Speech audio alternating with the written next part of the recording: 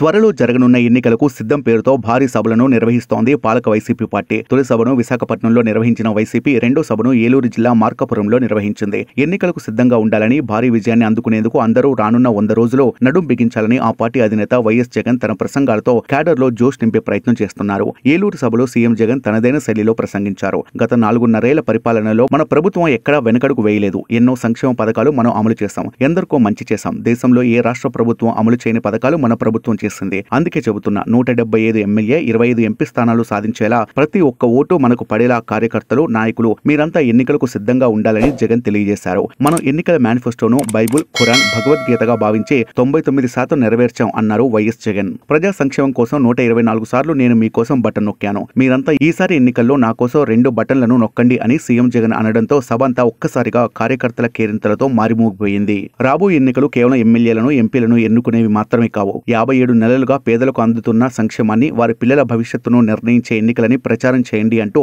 తమ పార్టీ నాయకులకు తెలియజేశారు. ఇంటింటి అభివృద్ధి, మనం చేస్తున్న సంక్షేమ పథకాలు ఈ ఎన్నికలతో ముడిపడే ఉన్నాయని, ఈ పథకాలు, సంక్షేమం అమలు కావాలంటే మరలా మన జగనన్న ప్రభుత్వం అధికారంలోకి రావాలని చెప్పండి అంటూ తెలియజేశారు. ప్రతి ఒక్కరికి చెప్పండి, పేదవాడి భవిష్యత్తు మీద, సంక్షేమం, వివిధ సామాజిక వర్గాల అభివృద్ధి మీద మూకుమ్మడి దాడి చేస్తున్నారు. ఇది అందరూ గమనించాలన్నారు వైఎస్ జగన్. రాష్ట్ర అభివృద్ధిపై టీడీపీ దండయాత్ర చేస్తుంది. చంద్రబాబు దుష్ట సైన్యాన్ని, వారి కుట్రలను ఎదుర్కొనేందుకు మన క్యాడర్, నాయకులు, అభిమానులు సిద్ధం కావాలి. లంచాలకు తావు లేకుండా అభివృద్ధి చేశామని కాలర్ ఎగరేసి చెప్పండి అంటూ ప్రసంగించి అభిమానులను ఉత్సాహపరిచారు జగన్.